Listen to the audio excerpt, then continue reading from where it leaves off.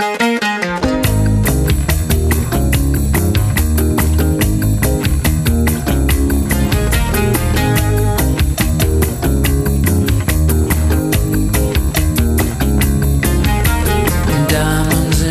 right, 6 minutes after. Oh boy, I have every microphone in the house on. Hold on, let me turn them all down. I forgot we had so many people in here before. Hold on. Yeah, full house. There we go. All right, it is 7 minutes after 10 o'clock. Thank you for tuning in this Thursday morning. The whole East Coast, snowy, icy. We're in a good place, though, right now. It's not too bad. You don't complain. It's 48 degrees. You can't be too upset about that, right? Mm-mm. You know, we speak to a lot of authors, Robin, on this show, and many of the authors come to us through different publicists. We have publicists in New York and L.A. and Nashville and even down at Clearwater. And and every once in a while we will have somebody who lives right in their own backyard who has written a book. And it is with care and sensitivity that we look at these books, because we don't want to upset anybody. You know, if somebody comes to us with a book, they want to be on the show. You know, we've got a responsibility to the listeners. We've got to make sure it's a good book. We have a good book, and it's by a local author, and it starts out in Manhattan, which is always good for me because I love. I don't know why. I just like that. I don't know. It's just I always think, because I vicariously go through. You know, the books take me places, and your book certainly does that. Michael Abel is in the studio. I think you want me to refer to you as Michael. Am I right? You can refer to me as Ed. That'd be all right. As Ed. Okay, sure. I didn't realize that. Okay, and his book is called Flushed Out, and boy, this.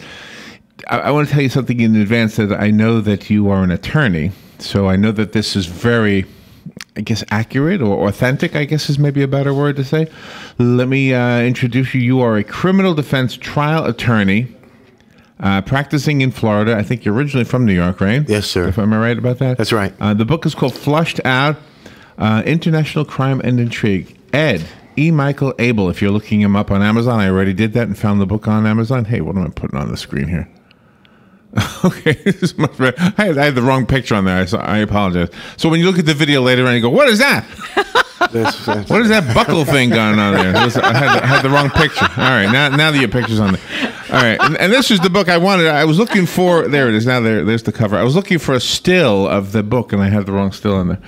So good morning. How you doing? I'm doing fine. Thank you very much for inviting me. So you practiced law in New York? No, actually. Oh, you did not? Okay. No. You became a lawyer here in Florida? Yes. Okay. But I have a long history. I was originally a dentist. A dentist? Yes. Oh, my. For about 27 years. I got tired of it and decided for a change of career, so I applied for law school. I had obligations as a dentist because I was older, and the New England School of Law had an evening division, so I moved to Boston, practiced dentistry during the day, and became an attorney. Took the bar exam here the first time, and here I am. Wow. Congratulations. And so you still are an attorney?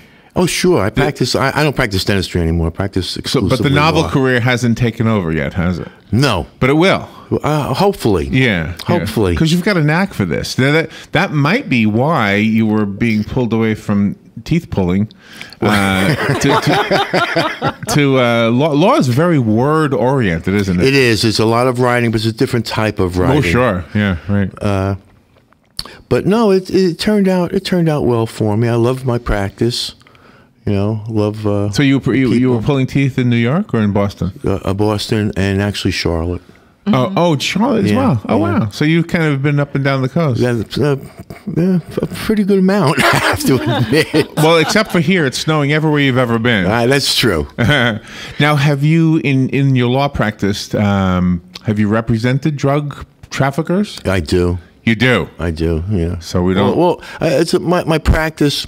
I do civil work also, but my criminal practice really encompasses, you know, any kind of a crime. Because I mentioned New York, which is where the story starts, but also That's right. Tampa is an important player. That's right. Tampa becomes a character in a way. That's right. So, have you represented somebody from Tampa?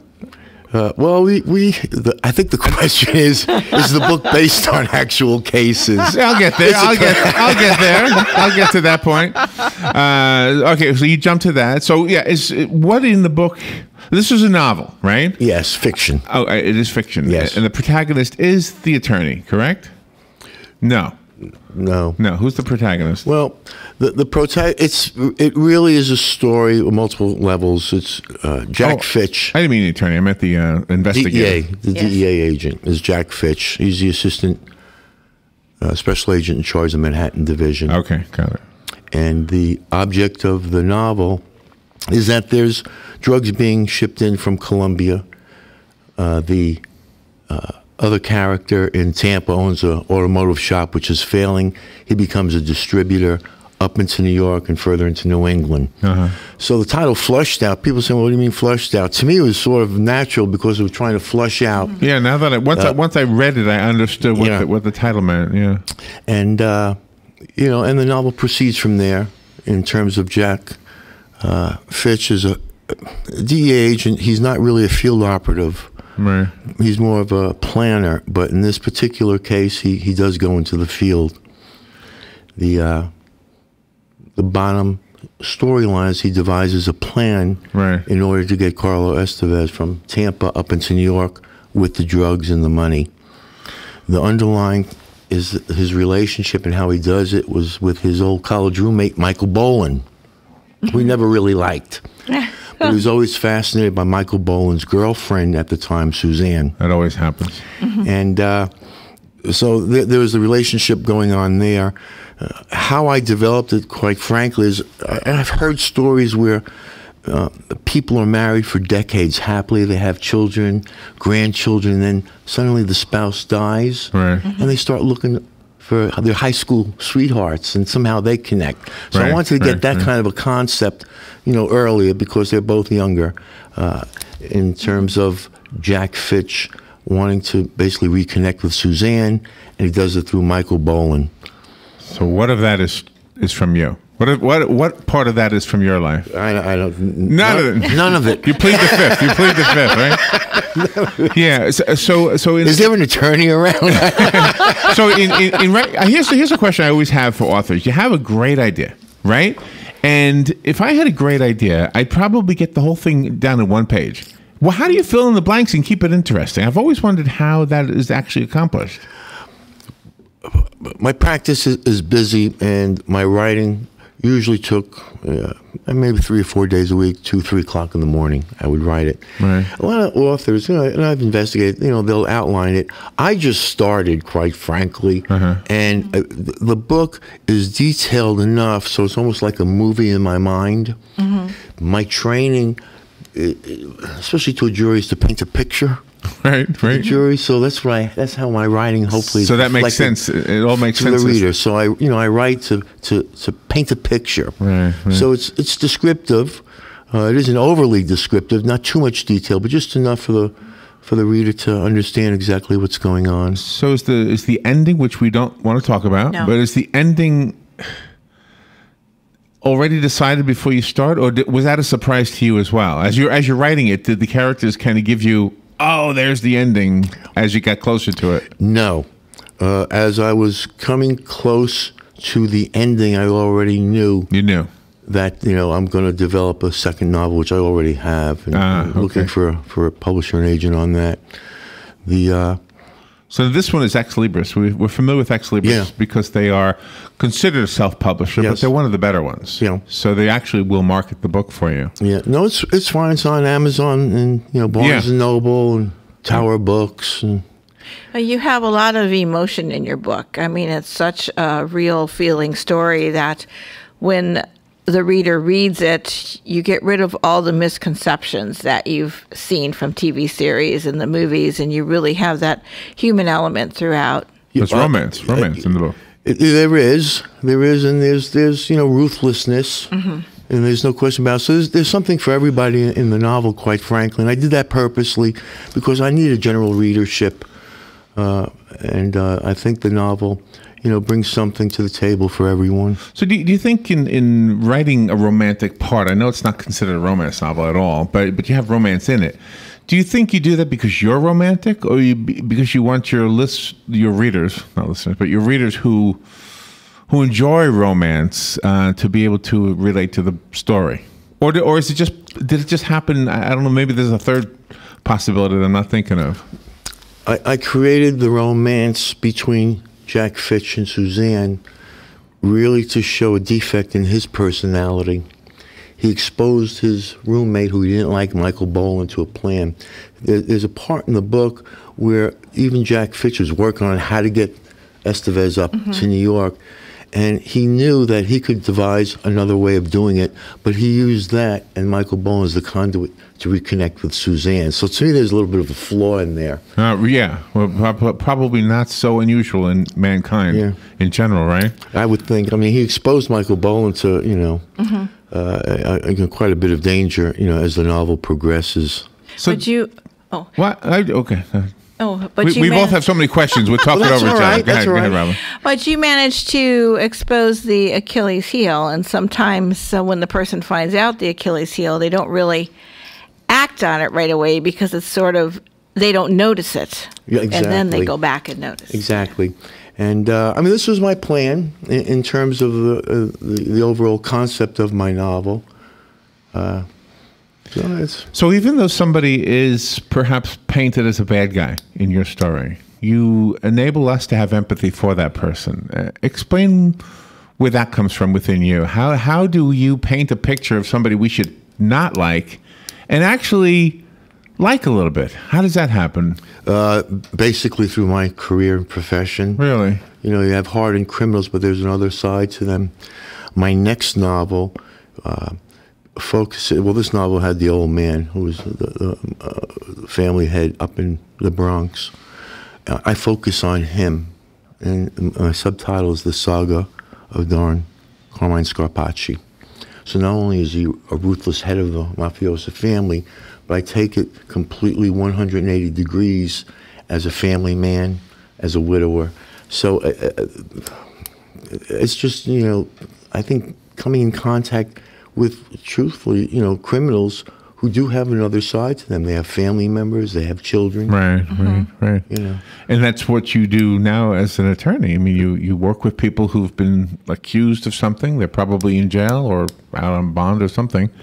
And you've got to figure out how to understand who they are, right? Yes, on the personal side, but I can't let it interfere with my job as a criminal defense attorney. But I understand that there is another side to them that has nothing to do with the criminal element. It has to do with the human element, and that's why I try to incorporate. And that's what comes out in the book. And my characters. Yeah. But us as we as readers, we don't have that same life experience as you, so we find ourselves. I think I'm just speaking for myself. We find ourselves questioning our own bleeding heartedness. We don't want to have a bleeding heart for somebody who we know should be behind bars. Does that make sense? Yeah, it does make sense, but my job is, I think, you're a good attorney. You're a good attorney. Because if we're readers, we're experiencing what the jury experiences, aren't we? If I can have a reader say this killer isn't such a bad guy, right. Really, I think I'm doing my job. So how far back did the this is more of an author question than about the book itself. It's more about you as an author. How far back did the idea for the book? It took me over a year. What were you doing when you got the idea? I'm going to tell you, I love novels, the same genre. David Baldacci, James Patterson. I had a book, same thing, my nightstand. I couldn't get through 12 pages of it. It was just, I couldn't, and I said, look, to myself, I think I could do better. The book's still on my nightstand, and I look at it, because, and it was a very successful, very prolific author, well known, and the 12 pages, I just dropped it. Why? Why? What was? I didn't like the sentence structure. It was choppy. I didn't know where it was going. It didn't give me a mental image. Which to me is very important for the readers. In the beginning of my book, I think the reader can picture, even if they don't know, 99 10th Avenue, Lower Manhattan, or the Palisades in Jersey, they get a picture of it, picture of Macmillan's office. Did you go to the Palisades amusement park, by the way, when you were a kid? I did go there, yes. Yeah, because I know you mentioned Did you? it. No, but I remember it. I remember it really well. So, and by the way, speaking of the types of books that I like a lot of dialogue, and you have a lot of dialogue in the book. So, you could be a screenwriter. I mean, this seems to me almost like a screenplay. Well, if you know people, I'm available. We know them, but the truth is, they say it's who you know. We know people, but nothing happens with it. This is it's funny. I carry around with me a little sheet of paper. I don't know how true it is, but like for example, Stephen King had been rejected numerous times on Carrie. That's right. Say, look, this guy can't write. This is not going to come to anything. And to me, it's just inspirational. If that makes sense to you. Oh, certainly. When you had this published and now it's out there, and you're going on a book tour to promote it, are you kind of nervous that maybe some of the real bad guys out there are going to see similar things and maybe hurt you? No, not at all. Yeah, because sometimes that happens. No. You get kind of scared. No, not at all. I mean, these... So this is a modern day novel. This takes place today. Yes, sir. And so did you use today's technology in the story? Not so much. And the reason why, like, for example, Tom Clancy, a wonderful author, right, very technological and detailed in his writing. I didn't. And the reason why is I just wanted the characters to be, I don't know if it makes sense, street level. They're not real high tech, right, just basic criminals, how to do it. And I just heard on the news yesterday, day before yesterday, there was a large a series of arrests in transporting, I think it was heroin and frozen fish and pineapples. Yeah. Oh, really? Yeah. So, I mean, it's... They're flushing them out then. Yeah, well, that's right. and my next novel is Cocaine and Cantaloupes. So go figure. Oh, I like really? that title, Yeah, Cocaine and Cantaloupes. Oh, that's the title? Cocaine and Cantaloupes? Yeah. Oh, really? Yeah. That's pretty cool. Well, I think people get that right away. And I think they'll get flushed out. I think they understand why that is the title. It didn't take me that hard to understand. It wasn't that hard to understand. The book is called Flushed Out. Our guest in the studio, E. Michael Abel. He already told us we can call him Ed. Ed is what the E stands for, I presume. This is a novel of international crime and intrigue. And Ed is an attorney from right here, but you're actually in Citrus County, right? I'm in Hernando. Hernando County. Yeah, but I'm all over, basically, Citrus, Pasco, down in Sarasota. Have you ever been a public defender? I started my career there, here in Ocala, actually. Oh, you did? Wow. Are you the public defender in Ocala? I started, yeah. For how long? Several years. Okay. And then after that, I got basically hired away from Geico as their trial attorney for a while. And a public defender is a tough job, isn't it? I mean, you're pretty much spoken condescendingly towards, aren't you? Yeah, well, looks like it is. That's true. I mean, you get a lot of clients. I want a real lawyer. Yeah. Realizing that actually public defenders are fine attorneys. Yeah. I've often felt bad for you, not for you now, but I mean for you, the position. It's funny because there are a lot of crime shows on TV and everything. They also, if you listen carefully, they demean the public defender's office also. Well, would you have a public defender? And the truth of it is like dentistry. I mean, I was a dentist also. You hear jokes about dentists all the time. Yeah, but you don't have a public dentist. You're going to a public dentist? No. Here's where my observation comes from. I worked for 7 years. I worked for 7 years with the juvenile delinquents. With the whatever it was called back then. It was years ago, a long time ago. Yeah, juvenile detention. But I used to go to the courtroom a lot and watch the public defender work. I can't remember his name. Fox, I think. Does that sound familiar? A guy named Fox? But anyway, I used to feel so bad for him because he was doing his best to try to defend these kids. And the judge, the prosecuting attorney, everybody was not speaking nicely to him. And I thought, well, that's not right. I mean, the guy's doing his job. So that's where it comes from, not from movies for me.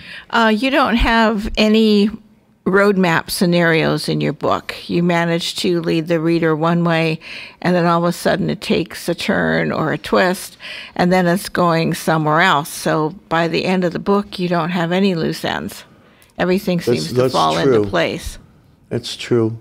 That had to have been tough to remember what character was going where, because when you split off from one character and then you do a different scenario, you've got to not miss a beat and pick it right up. I'm laughing because I had to keep notes sometimes for myself. For yourself, yeah. I imagine you did. Go back to page 92, pick up from there. You're absolutely right. Good for you. Yeah, because it's really good. Well, and I know you kind of asked us not to ask too many personal questions, That's but right. can I ask this one? Are you married? Yeah. You are? Okay. Yeah. So did your wife serve in some way as a bouncing board for the story ideas, or maybe just to check the spelling, that kind of thing? And She went ahead and very supportive about it.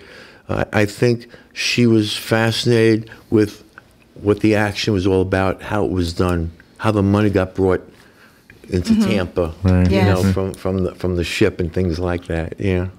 Yeah, because that's one of the most fascinating things, because you do have the inner workings, and a person that isn't in your line of work or in the bad guy's line of work really, I mean, we hear the end result, but we never know the intricacies of the actual act itself. And that's what I tried to accomplish. So behind the scenes, I really wanted to place the reader in every aspect of this ongoing criminal venture. wow. You can't put it down either. It's really Well, thank you. well Thank you written, so yeah. much. The book is called Flushed Out. It is written by our guest in the studio today, E. Michael Abel, and I usually give it away. Am I giving this back to you, or am I giving this to a listener? You can keep it going. I'll give it to a listener, okay? All right, so if I have a listener who would like the book, call up right now. You can actually get to speak to Ed right here in the studio. Look at that, how quickly it rang, huh? The phone number, I don't need to give it out. Somebody called already. And, of course, the rest of us can go by, and I will make sure that Michael gives us that information. You'll be able to hear the caller, Ed, if you would put the headset on. Give you a second to do that. Good morning. You've got the book. Who's this? Oh, I'm so excited. I can't stand it. Thank you. My name is Dot. Hello, Dot. Do you know where we are? I do know where you are. I just think this is fabulous, and I love these kind of books. They really take you for a ride one way and the other way, and the fact that it's just right up my alley with the type of book I read. Oh, So excellent. I am wonderful. really Thank you. excited. Good job. Did you want to say something to Ed? I thank you so much for writing such a good book, and I can't wait to put my hands on it. Well, thank you. Thank you very much. I appreciate it. All right, Dot. The book will be... Are you planning on putting out more? I do have another book that's already complete. I'm looking, quite frankly, for an agent. You know, it's like anything else. I'm an attorney, you know, as a career, and writing and publishing and marketing books is a whole other career. Sometimes you need a professional to help it along. But I do have another book. It's Good. already in the works. It's my working title is Cantaloupes and Cocaine, the Saga of Don Carmine Scarpacci. Oh, wow. This is going to be really in-depth, isn't it? How do you have time to write such books? Usually my writing is between 2 and 3 o'clock in the morning. I would say average maybe 3 days a week. And then typically I would spend a half a day or a full day, either Saturday or Sunday. That's why it took me so long to write. Wow. Thank you, Dot. Thank you for calling. And don't Thank you, and I'll be up to get my book. Okay, we are at the Paddock Mall, just in case, okay? Yes. All right, thank you. Yeah, I know we moved to, I don't know if you knew, but we used to be in the Cascades up until July, so we've been here. And some people who are longtime listeners remember us from there and think we're still there. Well, what a great interview. Thank you, Ed, for coming in today. Thank you again. Great book. Good luck with everything you're doing, and definitely come back with the next book. Okay, thank you. Thank Have you an very much. Open invitation, all right? Appreciate it. We will. It's an honor to be able to say that we've gotten to meet you, and probably in a few years from now, everybody will want to have you on their radio show. So I think so. I think we had you first, right? Are we you first? You knew me when? I knew you when. That's right. The book again, Flushed Out, and it's on Amazon. It's on Barnes and Noble. It's Books A Million. Books A Million, and go online. It's actually an ebook as well. Yes, I believe so. I noticed it on Amazon. So it's an ebook as well as an actual hand physical book. We will take a little break, and we'll be right back. Hi, Danny Warfel here. You don't have to sacrifice convenience for local personal service. At Florida Credit Union, you can transfer your high credit card balances to our rewards card and actually get paid with cash back. You'll enjoy low rates and a custom